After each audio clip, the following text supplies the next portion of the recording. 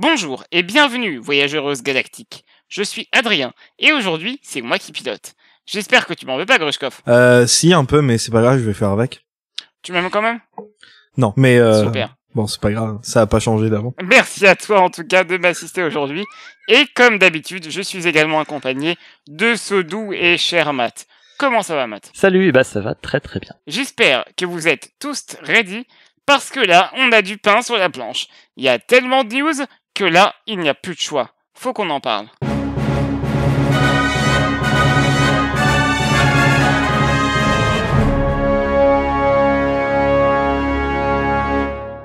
On commence avec une news et pas des moindres, puisque le 13 juillet dernier, le site StarWars.com nous a annoncé avec beaucoup d'enthousiasme l'arrivée d'une prochaine série animée sur Disney+. Si vous avez regardé la saison 7 de The Clone Wars, vous avez pu voir dans les premiers épisodes le Bad Batch, une compagnie de clones hors norme et extrêmement compétente. Eh bien, cette future série d'animation sera centrée sur les 5 bouts en train qui la composent. On y suivra donc les aventures de Hunter, Wrecker, Crosshair, Tech et Echo, juste après l'ordre 66 dans l'Empire Galactique de Tretros. On les verra par exemple faire les mercenaires, mais surtout chercher un nouveau sens à leur existence dans un monde où leur but initial n'est plus. On n'a pas beaucoup plus d'infos officielles au sujet de la série pour l'instant, si ce n'est que c'est toujours produit par Dave Filoni, Athena Portillo, Brad Rowe et Jennifer Corbett, qui n'était d'ailleurs, elle, présente que sur Star Wars Resistance. Donc ça va être un petit peu son nouveau bébé, puisque la série sera écrite et réalisée sous la supervision d'elle-même et également de Brad Rowe. Même si je suis personnellement assez curieux de voir ce qu'ils vont faire, j'aurais quand même préféré avoir une série au hasard, centrée sur des nouveaux personnages, mais encore plus au hasard dans une autre époque, parce que c'est bon, l'Empire, ça commence à saturer. Mais qu'est-ce que vous en pensez, vous les copains? Grushkov? On verra bien. Ça m'intéresse pas du tout pour l'instant, mais bon, on verra. Ok. Et toi, Matt? On en avait déjà parlé, je sais pas si tu te souviens, dans un précédent Faut qu'on en parle, j'étais moyennement emballé. Je crois que je t'avais dit d'ailleurs que ce serait plus intéressant si ça se passait après l'ordre 66, un peu plus tard. Et apparemment ça va être le cas, donc j'attends de voir, ça peut être intéressant, même si effectivement on peut comprendre qu'ils aient réutilisé ça pour une nouvelle série et pas, comme tu disais, des nouveaux personnages, parce que ça permet de récupérer une bonne partie déjà de l'audience conquise avec Clone Wars, avec tous les fans qui ont pu voir Clone Wars par le passé, et notamment la dernière saison, qui a bien marché, je crois, si on en croit les stats de Disney+. Visiblement, c'est quasiment ce qu'il peut regarder, je crois, actuellement. Ou, en tout cas, c'était le cas à l'époque de sa sortie, donc voilà, on peut comprendre forcément qu'il s'axe là-dessus. Maintenant, le contexte, tu trouves que l'Empire, forcément, on en a mangé, c'est clair, mais ça peut... Moi, je suis curieux. Pour l'instant, voilà, pas emballé plus que ça, j'attends de voir, vraiment. Mais ça peut être très sympa. Ok, merci à vous. On a une nouvelle un peu moins bonne, mon petit Matt, qu'est-ce que c'est? C'est simplement que Disney a annoncé récemment avoir reprogrammé un petit peu ses sorties pour la décennie à venir, notamment concernant Star Wars, puisque les films qui devaient sortir respectivement en 2022, 2024 et 2026 ont été tous décalés d'un an, soit 2023, 2025 et 2027, d'après Variety. C'est ce qu'on a appris là récemment. J'ai envie de dire qu'une seule chose, connard de virus, puisque c'est suite à l'épidémie qu'on a connue et qui se poursuit encore aujourd'hui. Pensez à porter des masques, faites pas les cons, que effectivement tout ça a été décalé. Ça se comprend tout à fait, mais c'est un petit peu dommage. J'en profite par ailleurs pour dire que le film qui est prévu en 2023 sera sûrement le film réalisé par Taika Waititi, puisque il a annoncé il y a très très peu de temps qu'il avait commencé l'écriture. J'espère qu'il fait pas comme moi qui dit qu'il a commencé, qu'il a écrit 3 lignes sur son Google Doc et qu'il a pas avancé plus depuis 6 mois. Mais... Ceci dit, cette mauvaise nouvelle permet d'en amener peut-être une bonne finalement, puisqu'on a des rumeurs concernant une nouvelle série Disney+, Adrien. Eh oui, merci de m'avoir lancé, mon petit Matt. En gros, on a eu une rumeur qui a fuité sur Internet, donc une rumeur lancée par Cory Van Dyke et Noah Outlaw. Donc c'est les deux personnes de Kessel Run Transmissions. Donc en gros c'est une chaîne YouTube qui parle de Star Wars.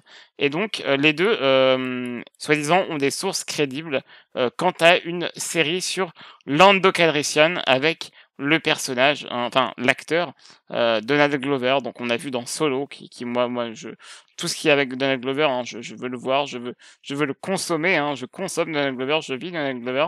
Donc moi, je suis vraiment chaud. D'autant plus que bon, si ça se passe pendant la période impériale, au moins, on est avec un personnage que j'aime beaucoup. Donc moi, ça me va absolument.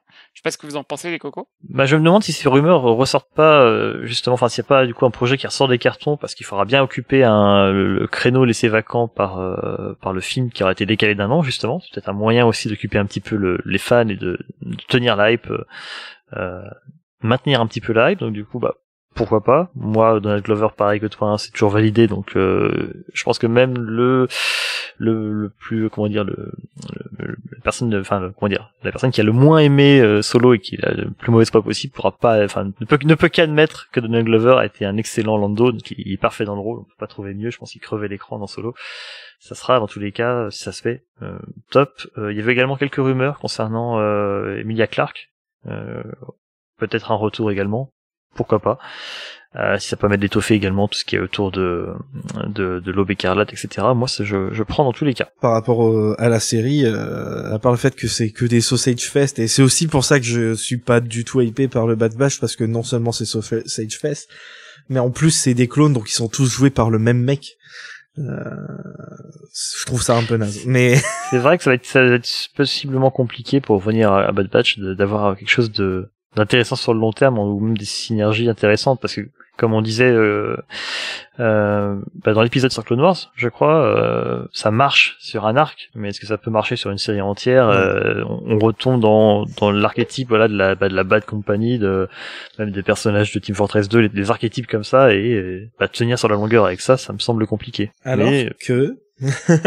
Alors que vous savez ce qui serait fun, ce serait Enfys Nest. Oui, Enfys Nest. Non, mais là, je voulais revenir sur Lando.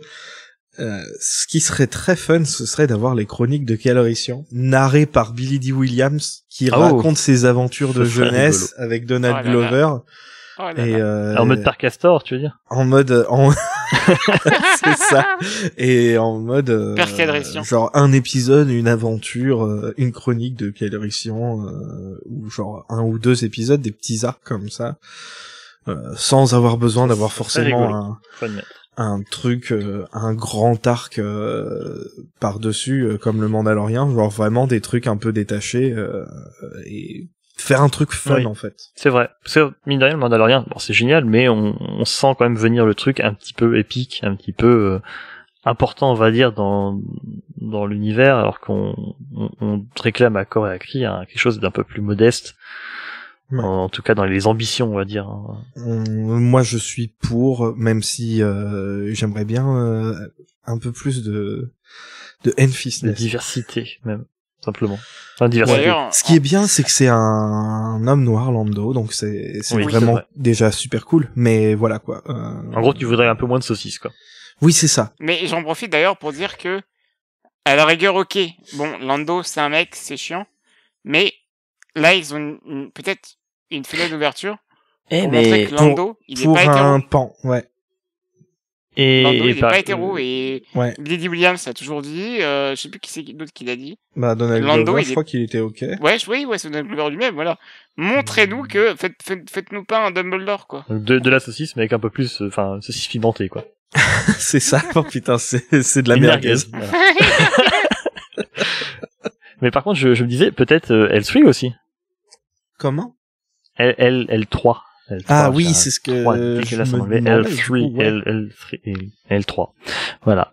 Mais peut-être que du coup, oui, on peut espérer. Ils ont pas encore tout à fait situé la série, donc on peut espérer son retour. Et elle avait beaucoup plu, je crois. Voilà, même pour le détracteur, elle avait quand même beaucoup plu. Il y a quelque chose à faire avec ce personnage. En plus, L3, elle a beaucoup de chances de revenir vu le succès hors Star Wars de. Oui, Phoebe Waller-Bridge, ouais. Ouais, Phoebe Waller-Bridge avec... faut dire, ils ont quand même Phoebe Waller-Bridge dans leur univers, quoi. Ouais. Et ils en font un robot qui meurt au milieu du film, quoi. Ouais, et genre, Star Wars, Did It Again. Allez voir Fleabag. Fleabag, c'est une des meilleures séries de 2019. C'était trop bien. On va se quitter et on va se quitter avec, attention, du très très lourd en ce qui concerne Star Wars Squadrons, le prochain jeu d'EA Games. Grushkov. Donc, cette semaine, il y a eu un événement EA Game Changers, qui est une méthode de communication, en fait, d'EA, qui va chercher des influenceurs sur YouTube et puis qui les fait jouer à leur jeu. Et ils ont fait jouer à plein de gens. 4 heures à Star Wars Squadrons qui sort le 2 octobre cette année. C'était un test sans VR. On sait que le jeu final supportera la VR, mais dans leur build il n'y avait pas le support VR encore. Et il y avait pas mal de contenu qui était locked, auquel ils n'avaient pas accès.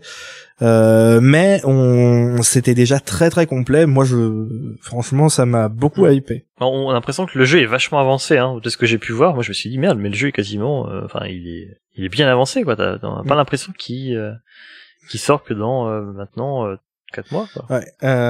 Ouais, non, mais franchement, moi je trouvais que c'était plus bien fait. Ils ont fait, ils ont du coup pu voir un petit peu, ils ont eu des informations par exemple par rapport à l'accessibilité.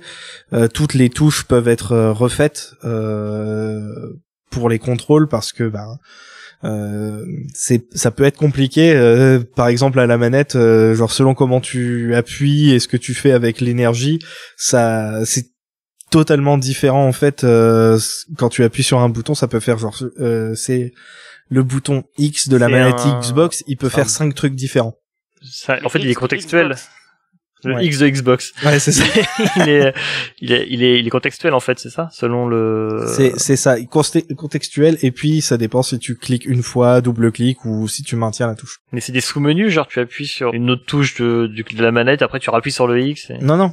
C'est genre, si tu veux mettre tes boucliers à l'avant, t'appuies une fois. Si tu veux les mettre à l'arrière, t'appuies 2 fois. Si tu veux mettre balancer devant et derrière, tu restes appuyé. Parce que, justement, un des trucs du jeu, un des trucs principaux du gameplay, c'est la gestion de l'énergie, des boucliers, des piou-piou, et de la vitesse, en fait, du vaisseau. C'est très très complet, en fait, et c'est beaucoup moins arcade, en fait, que Battlefront 2.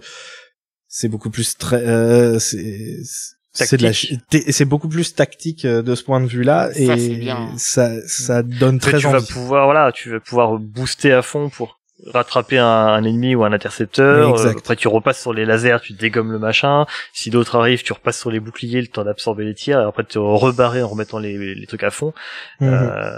Il y a plein de c'est comme ça que tu peux drifter, hein. J'ai vu quelqu'un qui faisait ça, il se mettait en boost et après il se coupait les moteurs, parce que tu peux couper les moteurs entièrement, et il se retournait et puis il repartait comme ça. C'était très cool. Oui, il y a plein, et puis en plus faut avouer que c'est quand même cool, t'es en train de jouer machin avec tes potes, je mets les boucliers à fond, ils sont en train de me dégommer, venez me chercher. Enfin, ça a pas l'air comme ça, c'est pour moi une mécanique de gameplay, mais je trouve que ça rajoute à l'immersion simplement, quoi.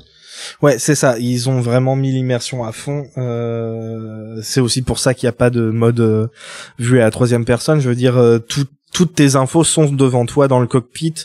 C'est mis directement dans la console. En fait, c'est super. C'est intégré dans le vaisseau.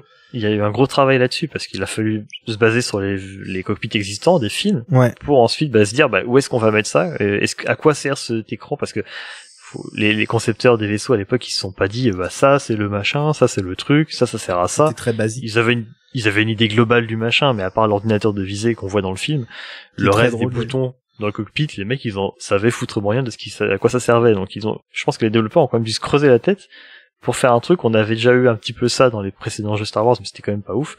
Là, moi, j'ai trouvé ça, c'est la première fois que j'ai vu que ça me donne envie. C'est super bien intégré, ça donne envie, et même dans ceux du TIE Fighter qui sont peut-être un peu plus réduits au niveau visibilité, ça prend pas toute la place, tu vois très bien ton objectif. En fait, quand t'es immergé dans le truc, c'est super bien. Si tu as verrouillé ta cible, j'imagine que t'as des indicateurs qui te disent dans quelle direction elle se trouve. T'as un radar. Déjà t'as un radar pour tout le monde, en fait, déjà dans certains vaisseaux où tu sais à peu près où tout le monde est par rapport à toi. D'ailleurs, ce qui est rigolo, c'est que l'ordinateur de visée, quand tu détruis ta cible, ça fait la petite explosion, tu sais, les petits traits là, comme dans le film quand ils détruisent l'étoile de la mort, tu sais, dans la présentation PowerPoint à la base rebelle. C'est trop drôle. Ça me fait beaucoup rire. Du coup, ils ont commencé le jeu, et le jeu en fait commence directement avec le prologue du mode solo, qui sert en fait de tuto, qui dure une demi-heure, qui te fait jouer en fait d'abord l'Empire, puis pas de la Nouvelle République, parce que c'est les rebelles, parce que ça commence juste après la destruction d'Alderaan. J'en dirai pas plus. Du coup, pendant ce tuto-là, ce prologue, tu apprends à les bases du pilotage dans le jeu. Il paraît que c'est très très impressionnant. J'ai très hâte de voir ça. Ça a l'air super. Ça a l'air c'est très cinématographique. Ouais. Alors, ils ont pas eu le droit de montrer des images, mais ouais, bon, de ce qu'on avait vu dans les trailers, ça avait déjà l'air assez ouf. Je me demandais juste, c'est uniquement le prologue qui est obligatoire, ou tout le solo? Non, pour commencer. Juste le prologue. Ça t'apprend les bases et après tu peux jouer. Mais alors justement, une fois que tu as fait le prologue, donc pendant lequel tu crées ton personnage impérial et ton personnage de la Nouvelle République, qui du coup te servira d'avatar après, mais tu peux quand même le rechanger après de toute façon. Donc en gros, on peut imaginer qu'une sauvegarde c'est les deux persos et tout ce que tu as débloqué avec ce profil, si on exactement. Peut dire, et par contre, tu es obligé de les garder après tout le long, quoi. Et voilà, et tu peux quand même les changer au fur et à mesure que tu débloques des trucs. Tu sais si on peut les nommer, genre leur donner un nom pas perso, vu de ou trucs c'est un comme ça. pseudo uniquement. Je me demande s'ils ont pas des noms directement mis dans le jeu ou s'ils en ont pas moi, du tout. Ce que j'ai remarqué sur les images du mode solo, c'est qu'on n'avait pas les noms des pilotes en face. Ça, je trouvais ça intéressant. Ouais. C'est super. Enfin, même je trouve, on avait juste des indications de l'escadron. En jeu, c'est genre Vanguard A1, 1 à 5, voilà, ouais. Et les autres c'est Titan 1 à 5. On a juste les indications comme ça et pas pas le pseudo. Y a pas marqué Dark Kevin 25. C'est vraiment stylé, hein. Mais vraiment, watch me faire du RP comme un connard, hein. Oh, Millennial 4, je suis attaqué. Piou piou piou piou piou piou piou. Ah bah nous on va faire ça, hein. Ah, mais on parlait d'immersion. Là encore une fois, ça fait partie parce que voilà, tu vas pas parler à ton pote en disant va me dégommer Dark Sasuke machin. Millennial 2 va me dégommer machin, enfin ouais, tu vas forcément parler autrement, tu vas piloter de façon plus RP aussi parce que t'as plus de contrôle sur le vaisseau comme dans le film. Enfin, il y a plein de choses comme ça qui ajoutent à l'immersion et qui vont pas nuire pour autant au jeu, et je trouve ça super cool. Ouais. C'est super malin en fait. D'ailleurs, en parlant d'immersion, il y a les gens qui y ont joué, ils sont pas trop faits parce qu'ils étaient mis en équipe aléatoire, mais a priori, ouais, la communication entre joueurs, ça va être clé, surtout dans le mode Fleet Battle. Mais avant de faire les modes Fleet Battle, bataille de flotte, il va falloir faire des sessions de dogfight en fait. Donc on t'entraîne avec le prologue du mode solo, mais t'as quand même pas gagné le droit de faire des batailles de flotte. Il faut d'abord que tu fasses tes preuves en dogfight. C'est comme Gran Turismo, t'as les permis à passer. Ouais, c'est exactement ça. Mais du coup, ça deviendra un peu le mode compétitif. Ce sont juste des combats 5v5, faut détruire le plus de fois les ennemis. C'est juste du team deathmatch, ça a quand même pas l'air fou, ça, par contre, faut admettre que... Ouais, faudra voir les maps, parce que je pense que ça aura un rôle assez important sur l'amusement que ça peut avoir. Moi, ça me donne pas super envie, ce mode-là, mais bon. Moi non plus, clairement. Je veux juste revenir sur un truc, on parlait des équipes, l'accent allait être mis sur la communication, etc. J'ai l'impression que l'accent est aussi mis sur le jeu en équipe, forcément, mais sur l'idée de former des teams un petit peu, des escadrons, en fait. Bah ouais. Parce que je pense que tu pourras jouer, j'imagine qu'il y aura un mode où tu pourras jouer avec des mecs random, comme ça, choisir aléatoirement sur les serveurs, des gens qui sont un petit peu tout seuls et qui cherchent avec qui jouer. Mais tu peux jouer avec tes amis. Mais clairement, j'ai l'impression que l'accent est mis sur le fait d'être, d'avoir au moins 3 amis, qui ont le jeu et qui ont très envie de jouer avec toi, avec des petits vaisseaux et des piou-piou. Ça tombe bien, on est 7. Ça tombe bien pour nous. Mais, non, attends, j'ai l'impression que voilà, ça aussi, je trouve ça cool parce que du coup, tu vas jouer au jeu en te disant, je joue pas, enfin, nous jouons, nous sommes l'escadron, machin, et forcément, ça peut que inciter le teamplay, parce que le teamplay sur des jeux comme, je sais pas, Overwatch ou Team Fortress 2, c'est très rigolo. Mais quand tu tombes toujours avec des mecs random et qu'ils sont cons comme des chaises, ça finit par dégoûter un petit peu que là, si ton pote est con comme une chaise, tu peux toujours lui dire en face et lui faire comprendre et peut-être faire avancer les choses. Mais en tout cas, tu joues avec des gens de confiance et tu as un esprit d'unité un petit peu qui peut se créer. Et je trouve ça cool. D'ailleurs, pour renforcer cet esprit d'unité, il y a un mode en fait où tu peux juste jouer avec tes 5 potes contre l'IA. Avec tes 4 potes contre l'IA et ça peut être sympa pour s'entraîner, pour essayer de faire des tactiques, des trucs comme ça. Mais je pense que la difficulté sera pas la même que face à des gens, mais voilà, ça peut être intéressant de faire ça. Tu peux aussi jouer en mode offline tout seul contre l'IA. Ça c'est cool. Il y a un mode entraînement par rapport à ça d'ailleurs. Enfin, ça a l'air vachement complet. Tu veux dire tout seul, c'est tout seul là pour le... Ouais. Tout seul. C'est ça. Tu peux jouer aux autres modes. Outre le mode solo. Ouais. En plus du mode solo. Tu peux jouer au multi, tout seul, tu peux jouer au multi en solo. Ouais. Franchement, c'est un truc qui manquait beaucoup à Battlefront 2 qu'ils ont fini par rajouter là à la toute fin quand ils ont abandonné le jeu. Perso, moi, ça m'aurait bien plu de pouvoir m'entraîner correctement au mode de jeu sans être obligé d'attendre 3000 ans que. Ne serait-ce que pour bien comprendre les objectifs de la carte, etc. C'est ses points forts, enfin, plutôt que de devoir galérer avec des joueurs humains sur la map et de pas forcément aller apprendre ce qui t'aurait servi, quoi. Du coup, voilà, il y a tout ça. Et le mode phare du jeu quand même, c'est le mode Fleet Battle. Alors ils avaient qu'une seule map eux, mais déjà c'était assez cool parce que c'était une map où il y avait une grosse structure entre les deux équipes. Je crois que c'était des astéroïdes, si j'ai bien vu les vidéos, des espèces de gros astéroïdes avec des structures, c'est une espèce de station aussi, non? Ouais, c'est ça, avec une station au milieu. C'était déjà, c'est pas juste un carré d'espace vide. Voilà, et a priori, en plus dans ils ont pu jouer aussi un peu à la map Yavin que j'ai vu nulle part, donc ça doit être dans le solo. Mais par exemple, c'est sur Yavin Prime qui est une géante gazeuse et du coup, tu peux aller dans le gaz. Te cacher et ressortir enfin voilà, c'est je le redis parce qu'on l'a dit quand ça a été annoncé, mais il est beau de ouf, je trouve. Je suis pas exigeant, donc peut-être que je dis un truc qui va paraître évident à tout le monde, mais moi je le trouve magnifique.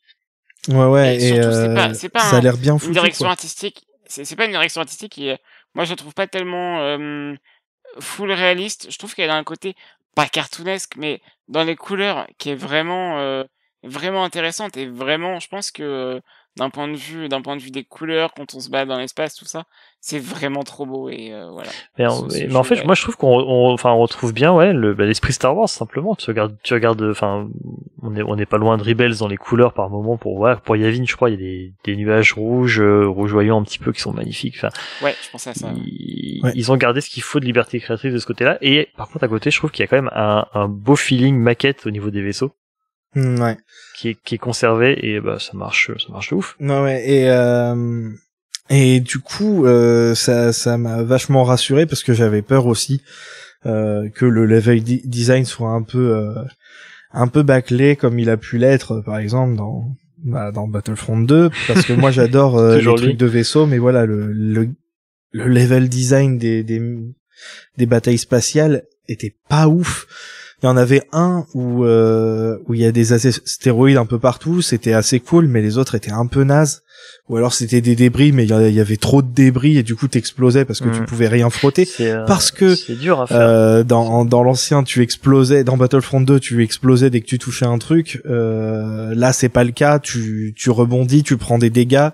Même quand tu crashes, t'exploses pas juste d'un coup, ça te laisse flotter un petit peu quelques secondes et après t'exploses. Ça te laisse cramer, partir en boule de feu, en torche.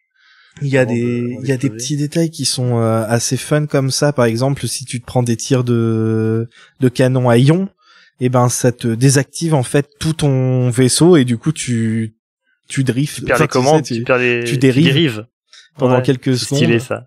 Ça c'est vraiment stylé.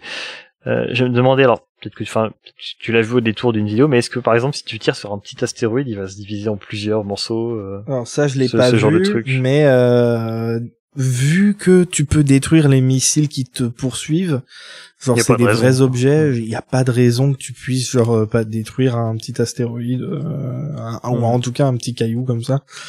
On verra bien. On verra bien. Alors moi, ce que j'ai vu, c'est que ça durait environ 20 minutes, une bataille de flotte comme ça. Ouais, alors comment ça fonctionne du coup les fleet battles, les batailles de flotte? Oui. C'est donc toujours du 5 contre 5, sauf que t'as des alliés avec toi, IA, plus des vaisseaux capitales, plus des corvettes. Et justement, c'est tout le système du jeu qui est en mode push and pull, où il faut remplir des objectifs, détruire les ennemis pour gagner du moral, et une fois que t'as rempli ta jauge de morale, tu passes à l'étape suivante. Donc la première étape, c'est au milieu, c'est juste du dogfight. Et évidemment, détruire des IA, ça rapporte moins de morale que et ça fait perdre moins de morale que de perdre un joueur. Et pour ça d'ailleurs, il y a un système super cool qui fait que tu peux retourner dans ton vaisseau capital pour soit changer de vaisseau, soit le réparer en fait, soit aussi le réapprovisionner. Ce qui est super intelligent parce que voilà, comme dit, hein, tu vas pouvoir switcher d'un vaisseau à l'autre. Comme on sait maintenant qu'ils ont chacun un petit peu des archétypes et de leur importance, ça peut être intéressant déjà de pouvoir équilibrer si tu tombes avec des idiots qui vont tous prendre un wing, ou si tu es en bonne compagnie et que tout le monde joue bien, justement pouvoir même adapter une stratégie si tu finis par te rendre compte qu'il y a des trucs à tenter avec, je ne sais pas, 2 Y-Wing et 2 X-Wing, enfin des petites tactiques comme ça qui pourraient peut-être se découvrir avec le temps, quoi. C'est ça. Alors ceux qui ont joué par exemple, ils ont pas trop aimé jouer au U-Wing et au TIE Reaper parce que c'est des vaisseaux de soutien et ils avaient pas eu de tuto là-dessus, ça a l'air plus compliqué. Donc je pense qu'il va vraiment falloir faire le solo d'abord pour apprendre à tout maîtriser. Je pensais en parler plus tard, mais juste très vite, je pense que c'est un jeu qui a l'air simple comme ça, mais qui est hyper dur à maîtriser. Ouais, c'est ça, et enfin, dur non, mais qui va demander une bonne courbe d'apprentissage pour tout maîtriser, quoi. Donc voilà, ouais, c'est vraiment un jeu qui, tu vas jouer, tu vas faire, ah putain, mais je peux faire ça, en fait. Et du coup, après la première phase de la Fleet Battle, la première phase de Dogfight, donc celui qui gagne avance et ils devront détruire donc 2 corvettes de l'ennemi. Je crois que c'est des corvettes Nébulon ou un truc comme ça. Nébulon B pour les rebelles et l'autre côté c'est des croiseurs légers, je crois. Enfin. Voilà, donc il y a ça et alors c'est ça qui est intéressant, c'est que si tu n'y arrives pas, on retourne en arrière et on revient au dogfight en fait. Oh. Donc c'est comme ça à chaque fois. Tu avances ou tu recules et ça peut durer très longtemps. C'est un peu comme Overwatch par exemple. Pour ceux qui connaîtraient Overwatch, il y a un peu ce système là où il y a divers objectifs à faire et plus on a de points, plus on avance vers l'objectif d'après, et le but c'est de prendre la forteresse des méchants, quoi. C'est ça, enfin de la détruire, parce que la dernière étape c'est de détruire un Star Destroyer. Alors, ceux qui ont joué à Battlefront, alors moi ce que j'adore dans Battlefront c'est faire mon kéké, je fais je détruis tous les canons tout seul, c'est moi Podemron, machin truc et tout. Tu vas pas pouvoir faire ça là tu te fais défoncer. Parce que t'es pas Podemron. Plus tu es près du Star Destroyer, plus ta longévité diminue. Ça a l'air d'être très difficile et ça a l'air très cool. Et ça j'aime bien parce que du coup même maintenant ils ne sont plus canons, mais quand tu lisais les livres, la série des X-Wing par exemple, qui retrace les aventures de l'escadron Rogue, on te fait clairement comprendre que tu t'approches pas d'un destroyer impérial comme ça. C'est ça. Et que c'est vraiment, c'est ton espérance de vie, comme tu dis, elle réduit au fur et à mesure que tu t'approches du machin. Du coup, il y a un challenge déjà, c'est cool. Et puis en plus, ça reste réaliste. T'es pas un perso imbutable comme ça. T'es vraiment juste un pilote. Je fais juste une précision. Tu me confirmes donc que c'est pas juste les dogfights juste 5 contre 5, c'est 5 contre 5 plus des IA de chaque côté. Oui, c'est ça. Dans les Fleet Battle, il y a des IA, il y en a genre presque une centaine en tout. Donc ça fait des grosses batailles, c'est cool. Et j'ai vu des gens qui s'en plaignaient, mais en même temps, c'est cool parce que ça veut dire que t'as ton escadron à toi, plus d'autres escadrons d'IA, machin truc et tout. Ce qui est logique, et puis ça donne un peu plus d'impact. Parce que comme dit, moi au début, j'avais peur que la bataille de flotte, ça soit 10 mecs comme ça, chacun dans leur vaisseau, avec des gros vaisseaux, et c'est la bataille. Et faut admettre que si les maps sont grandes en plus, t'auras pas grand chose à dégommer et ça risque de vite tourner en rond. Que là, même si t'es pas forcément à l'aise et que tes potes le sont plus, tu peux les laisser un peu se démerder avec les joueurs humains et toi aider ta façon en te focalisant peut-être plus sur les IA. Moi je sais que je suis genre pas toujours très fort face aux humains dans ces trucs-là. Du coup, j'aime bien genre jouer l'objectif. Du coup, c'est plutôt idéal pour moi. Genre, je vous laisse quand on y jouera, je vous laisserai vous occuper des autres. Enfin, moi, j'irai péter les corvettes, les trucs comme ça. C'est ce genre de truc là ça me va. Qui va être cool. Donc en gros voilà, c'est vraiment, il faut avoir des bonnes stratégies, il faut avoir du teamwork, ça ne sert à rien de foncer, et ça c'est plutôt cool en fait d'apprendre ce genre de truc là. Il va falloir jouer sur les synergies des différents vaisseaux. Évidemment tu laisses pas un Y-Wing tout seul face à une nuée de chasseurs taille. Enfin, il va falloir venir aider un petit peu. Ouais. Je vais juste revenir, tu disais que les corvettes d'un côté, enfin les frégates Nebulon B, et puis de l'autre côté en face des vaisseaux. Alors j'ai juste vérifié, c'est des croiseurs Architens en face, je crois, pour l'Empire. On les voyait dans Rebels par exemple. Et c'est cela, un look un avec le trou au milieu. Le trou au milieu. Devant. Non, ils ont un look un petit peu rétro. Voilà, il y a une espèce de effectivement le nez un petit coupé en deux. Voilà, c'est et ça. Il a un look un petit peu à l'Ancienne République.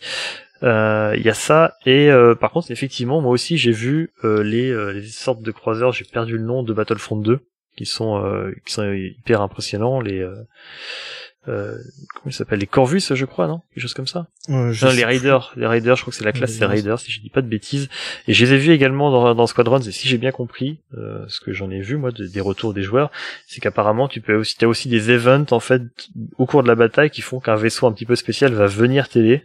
Ouais. Pour dégommer les corvettes. Et apparemment, les raiders comme ça, c'est des vaisseaux un petit peu qui viennent en support pendant un laps de temps déterminé, qu'il va falloir protéger ou dégommer selon dans quel côté tu te trouves. Ouais, parce que genre c'était pas assez difficile, tu vois. Voilà. Bah non, il faut rajouter un petit peu de challenge. Alors. J'espère que ça sera varié en fait selon les maps. Ce genre de truc là. Bah clairement ça, j'en parlerai après, mais c'est vrai que il faut que la rejouabilité soit là, quoi. Clairement, ça risque d'être vite mécanique en fait. Un truc que j'ai vu et dont ils ont pas parlé, c'est que donc comme on disait, il y a 4 classes de vaisseaux, donc il y a le chasseur, l'intercepteur, le bombardier et le vaisseau de soutien. Et ce que j'ai remarqué dans les gameplays que j'ai regardé, c'est que chaque vaisseau a plusieurs types en fait d'équipements. Donc tu as genre 3 types de X-Wing, 3 types de A-Wing, de trucs comme ça, avec le... C'est-à-dire quoi, des versions un petit peu différentes à chaque fois? C'est ça, avec t'as les stats, tu vois que les stats changent, il y en a qui ont qui sont plus manœuvrables mais un peu moins rapides, des trucs comme ça. Moi j'avais vu que tu pouvais changer le bouclier, les canons, le moteur, enfin il y avait un petit peu un truc comme ça. Il y a ça et couplé en fait au système d'amélioration qui peuvent être achetables. Alors il y a 2 systèmes de points en fait dans le jeu. Il y a un système de points pour donner des améliorations à tes vaisseaux, donc a priori c'est peut-être pour ça qu'il y en a 3 versions. Tu peux un peu les bouger, et il y a évidemment tout l'aspect cosmétique en fait qui ont un système de points différent. Mais du coup c'est encore plus parce que ça fait plein de combinaisons possibles entre les différents équipements, c'est les différents archétypes. Ça donne encore plus de manœuvrabilité. Et si t'es pas à l'aise avec un vaisseau et que tu l'es plus avec un autre mais qu'il n'est pas encore à tout à fait comme il te faudrait, tu peux justement comme ça un petit peu l'adapter à ton style de jeu, quoi. Ouais, c'est ça. Et du coup ça c'est plus ça va en fait, plus le jeu a l'air très complet et ça fait vraiment plaisir.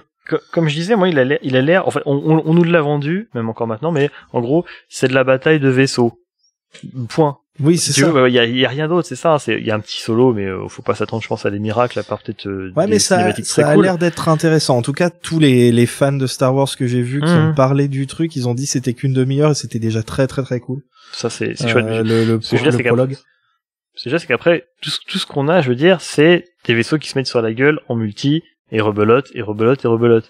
Et comme vu comme ça, première vue, tu te dis bah ça risque peut-être pas de tenir sur la longueur. Effectivement, ça risque d'être pas très rejouable, etc. Mais j'ai l'impression que depuis tout à l'heure, on voit qu'il y a plein de sous-systèmes dans le jeu, plein de façons de venir faire des petits réglages, des ajustements, plein de possibilités qui se débloquent avec le temps, qui vont venir déjà te récompenser, t'encourager à continuer, et en plus te permettre de maîtriser le jeu encore plus, quoi. Donc c'est un jeu, je pense qu'il a une courbe de progression énorme. Clairement, les gars, ils étaient fans déjà des Rogue Squadron et des X-Wing. Ça se voit dans le gameplay, ça se voit dans Ça se voit dans l'esthétique. Et clairement, ils ont voulu rendre hommage au truc. Il y a apparemment, quand ils parlaient avec les gars, ils ont dit que pour eux c'était vraiment c'était pas un jeu de commande, c'était vraiment un projet de passion que les développeurs avaient envie de faire. Et du coup ils ont mis tout ce qu'ils avaient. Les mecs ont commencé à bosser dessus et après ils ont dit et au fait on a ça dans les tiroirs. C'est ça. Vous êtes pas chaud là, ça vous dit pas? Et puis pour le coup EA qui avait pas grand chose à se mettre sous la dent au niveau Star Wars après Fallen Order ont peut-être dit banco quoi. Ouais, les gars, ils se sont dit, ça va être cool à sortir comme ça, et du coup, tant mieux pour les devs, parce que, en tout cas, pour l'instant, ça a l'air très réussi. Ça fait toujours plus plaisir quand tu bosses sur un truc qui te fait envie, quoi. Vous vous rendez compte, on va quand même jouer à un jeu de vaisseau, où moi, je serais pas obligé de faire des bruits à la bouche pour faire genre, je pilote un X-Wing, quoi. Je vais vraiment piloter un X-Wing. Genre, sur ton tournant, tu feras... Sky, genre, tu feras pas des bruits à la bouche, mais il va falloir que t'assures le coup, par contre, pour jouer ton personnage de pilote à la perfection. Ah, mais alors moi, ça va être full RP, hein, je vous le dis direct. Moi, j'adore le RP, aussi, donc, ça va être fun de streamer ça. Mais c'est un peu pour ça que je suis pas du RP, j'en ai jamais fait, même, mais j'en ai fait un petit peu, peut-être sur un jeu de rôle en ligne, mais c'est pas pareil, mais là, il y a l'immersion. En fait, l'immersion va te pousser à jouer RP, et je trouve ça juste super cool, et puis, comme dit, quand on a vu les premiers trailers et tout, c'était un peu un rêve de gosse, quoi. Un jeu de vaisseau Star Wars aussi immersif, aussi beau, aussi bien fichu, on l'attend depuis 20, 30 ans, quoi. Depuis X-Wing, pour ceux qui à l'époque, ont grandi avec, forcément c'était ouf. Moi, depuis Rogue Leader, j'ai un petit peu Rebel Strike, même si c'était moins ouf, j'ai rien à me mettre sous la dent, quoi. Je suis chaud. Je suis vraiment j'en profite. Vraiment partant. Pendant qu'on y est, si le jeu vous intéresse et que vous n'êtes pas encore sur notre Discord, allez le rejoindre parce que du coup, quand le jeu va sortir, si vous avez besoin de rencontrer des gens pour parler ou pour jouer en même temps, n'hésitez pas à faire la demande sur notre Discord. Ou même jouer avec nous simplement. Oui, vous pouvez nous rejoindre. Nous, je pense qu'on sera pas toujours tous là. Carrément. Venez jouer avec nous. Ou contre nous. Oui. Ouais, plus avec nous. Hein. Si vous êtes trop fort, avec nous. Mais sinon... voilà. Comme tu disais, donc il y a pas de... Pour l'instant, les développeurs, eux, ils voulaient faire juste un jeu complet. Et du coup, normalement, c'est sans DLC, sans microtransactions. C'est le jeu sort et il sera tel quel. À moins que EA fasse une EA, mais voilà, sinon les devs, eux, ils voulaient faire leur jeu, ils ont fait leur jeu.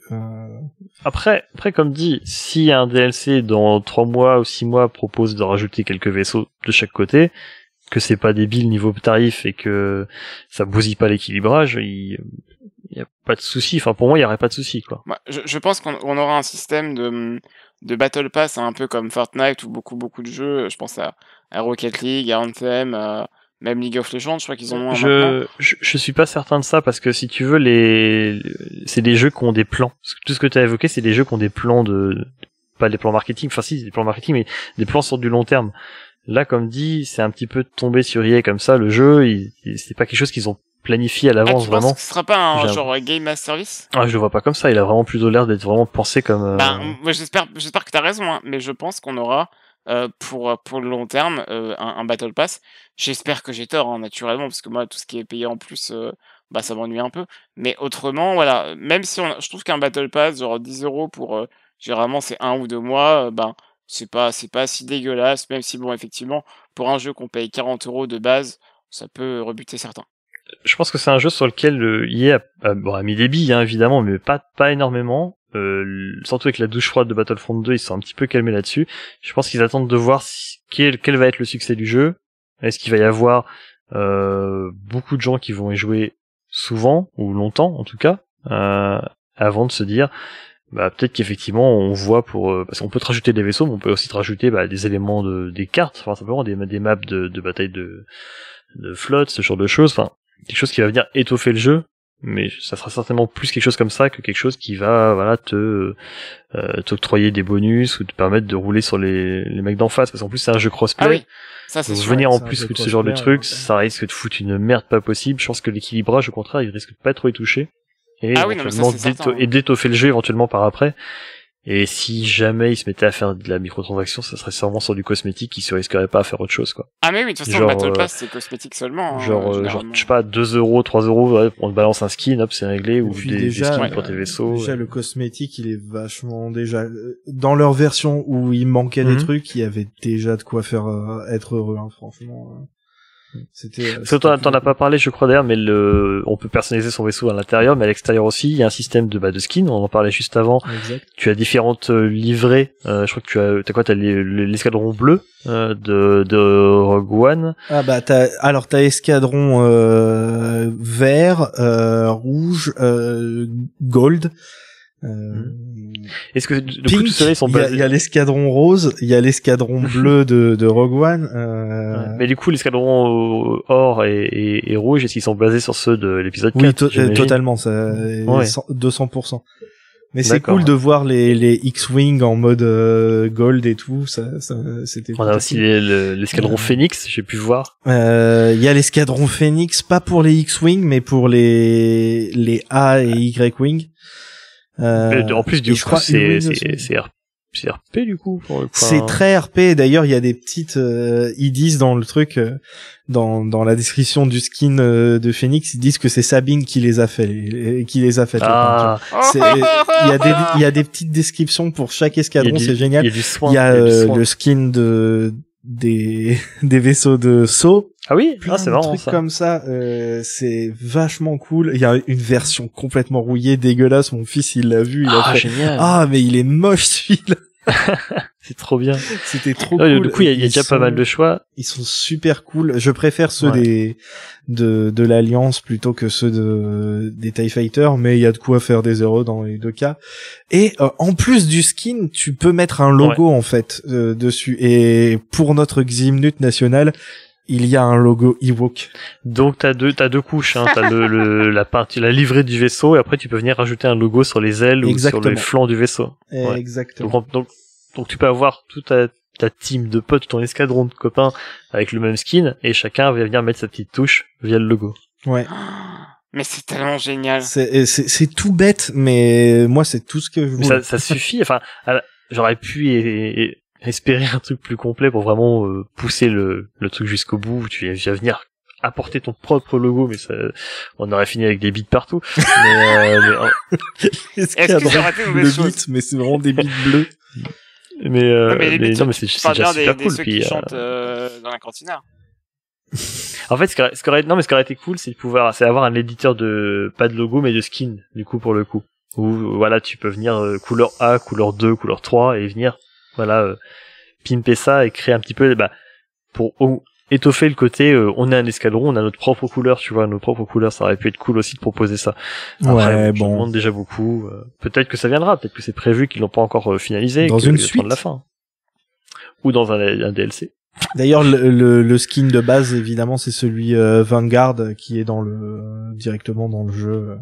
Et à quoi il ressemble déjà le Vanguard, tu te souviens? Et pas super. Moi, il me plaît pas trop. Il est plutôt dans les tons gris, mais pas comme So qui est gris et blanc et c'est plutôt stylé. Mais bon, ça plaira sûrement à d'autres gens. Il y a un skin qui s'appelle le courage de la caravane. C'est jaune et violet, c'est trop cool. C'est pas la caravane du courage justement, enfin le film avec les Ewoks. Ouais, c'est ça, c'est trop cool. Ah oui, il est vraiment très gris, hein. C'est gris et métal en fait. Je vous dis le plus joli, c'est que j'ai vu pour l'instant, c'est le skin Luminous Beings. C'est plusieurs types de bleu mélangés. Il est stylé de ouf. Moi, je vais pas me spoiler, je vais pas regarder ce qu'il y a trop dans le jeu. Je vais découvrir ça en même temps que la sortie. Bah, t'as bien raison. D'ailleurs, c'est pour ça que je vous ai pas parlé du mode solo, vraiment. Ah, c'est gentil. T'es trop adorable, Grushkov. Ouais. Et ben, du coup, moi, j'ai dit tout ce que j'avais à dire. Et qu'est-ce que vous en pensez? Moi, ça me donne beaucoup envie, alors que, je sais que je serai nul. Je pense que je serai nul, mais moi, j'ai un reproche à faire au jeu. C'est qu'il sort, il sort trop tôt par rapport au temps que je vais mettre à économiser assez pour m'acheter une nouvelle config pour pouvoir y jouer. Je le sens d'avance, ça va être compliqué pour moi de pouvoir y jouer dès la sortie avec vous. Ça me frustre d'avance, mais autrement, je suis comme t'as moyen de cliquer un ordinateur à la maison. Il y a moyen, et j'ai peut-être moyen de me faire prêter éventuellement un casque VR. Bon, d'accord. Oh la vache. On peut toujours s'arranger. Le gars, il a des relations, hein. Ça, c'est... Mais non, mais vraiment, je suis comme un gosse depuis l'annonce de ce truc-là. Chaque fois que j'y pense, enfin, c'est, comme dit, depuis pour moi, depuis Rebel Strike, j'ai rien eu à me mettre sous la dent niveau jeu de vaisseau Star Wars. Battlefront 2, j'y ai pas touché, visiblement j'ai bien fait.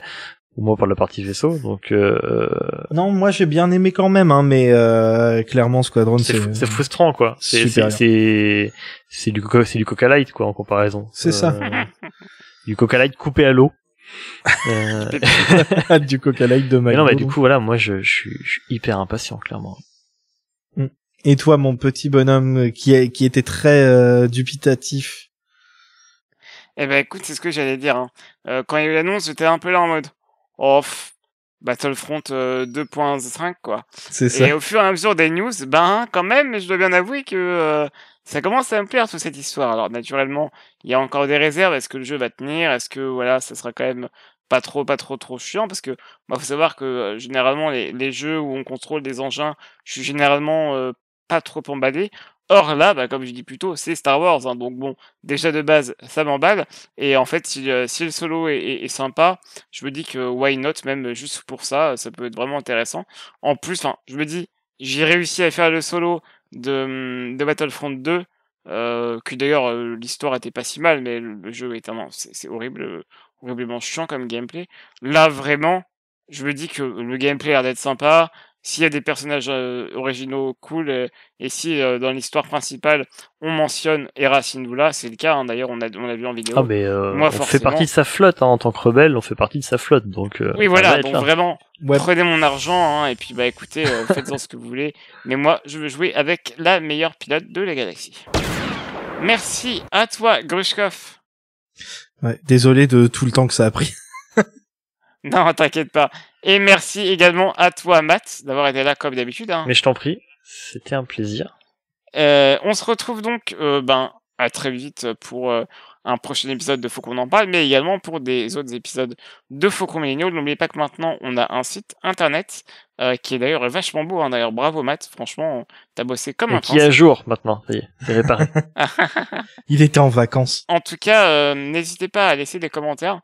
Que ce soit sur Twitter ou même là où vous regardez où vous écoutez le podcast, généralement vous pouvez mettre des commentaires. N'hésitez pas également à mettre des étoiles. Je fais un peu le rôle de Ximut, mais il demande de mettre des étoiles sur sur iTunes, sur l'App Store, non sur alors. Apple Podcast, je sais plus. Donc mettez vraiment des bonnes notes parce que nous ça nous fait plaisir de voir que vous avez bien aimé. N'hésitez pas non plus à réagir naturellement sur les news, à vous dire ce que vous avez pensé des news, à nous parler de Star Wars Squadrons, parce que c'est vrai que ça peut peut-être en rebuter plus d'un, mais en l'occurrence, chez Faucon Pod, on est plutôt chaud. Quant à moi, je vais vous dire au revoir à toutes et à tous. Merci encore Grushkov et Matt d'avoir été mes copilotes aujourd'hui. Ça m'a fait plaisir. Mais de rien. Vous êtes vraiment adorable. Un plaisir sans cesse renouvelé, une joie incommensurable. Mais vous savez quoi? Je ne vous mérite pas. Non, vous ne méritez pas. Je sais plus comment on dit. Je sais plus c'est quoi l'ordre. Bref, salut à tous et que la force soit avec vous. Salut.